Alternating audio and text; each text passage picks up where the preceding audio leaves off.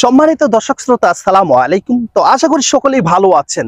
তো আমাদের নিউ ভিডিওতে আপনাদেরকে সবাইকে মোহাম্মদ জুবাইর রহমান। তো রাসেল ভাইপার নিয়ে আপনাদেরকে কিছু কথা বলবো, তো সকলে ধৈর্য সহকারে কষ্ট করে হলো একটু শুনে যাবেন। তো দর্শক শ্রোতারাই দেখতে পাচ্ছেন এই যে পানি, অনেক পানি ঢলে আসছে, অনেক পানি, এই পানি দিয়ে আসছে প্রতিনিয়ত রাসেল ভাইপার। তো আমরা এই রাসেল ভাইপার নিয়ে অনেক অনেক বিপজ্জনক, মানে খুবই হতাশ। তো অনেকে আমরা জানি এই রাসেল ভাইপার বাংলাদেশে বিভিন্ন আনাচে কোনাচে বন জঙ্গলে পানিতে মানে আছে।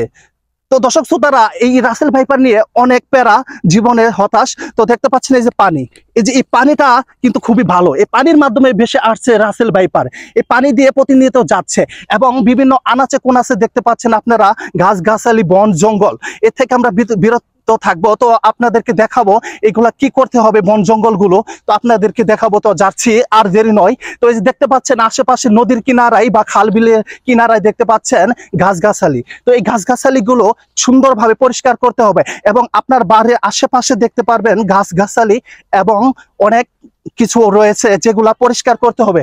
যদি আপনি এগুলা জঙ্গল না পরিষ্কার করেন, এর মাধ্যমে রাসেল ভাইপার বের হতে পারে, খুবই বিপজ্জনক। আগে আপনি ঘাস কেটেছেন, তারপরে বিভিন্ন জঙ্গল করেছেন, কোনো কিছু ছিল না। এখন খুবই হতাশজনক, রাসেল ভাইপার থাকতে পারে। তাই সতর্ক বলি, আপনাদেরকে থাকতে হবে।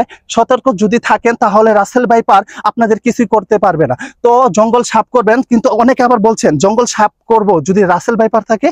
তো রাসেল ভাইপার থাকবে না, এর জন্য আপনার কোনো একটা বড় লাঠি বা কোনো কিছু যেটাকে বলে ওই সেফটির জন্য আপনারা খুঁচিয়ে দেখবেন, আস্তে আস্তে নাড়াচাড়া করে। সেখানে যদি সাপ থাকে বা রাসেল ভাইপার বা বিভিন্ন ধরনের সাপও থাকতে পারে, সে থেকে আপনারা সাবধান হয়ে যাবেন, দূর থেকে আপনারা দেখবেন। তাই বলছি এই জঙ্গলগুলো সুন্দরভাবে সাফ করে নেবেন। তো এই যে দেখতে পাচ্ছেন পানি প্রতিনিয়ত আসছে, এই পানিগুলো থেকে আপনারা সতর্ক থাকবেন। নতুন নতুন পানি আসছে, এই পানিতে নেমে আপনারা গোসল করবেন না।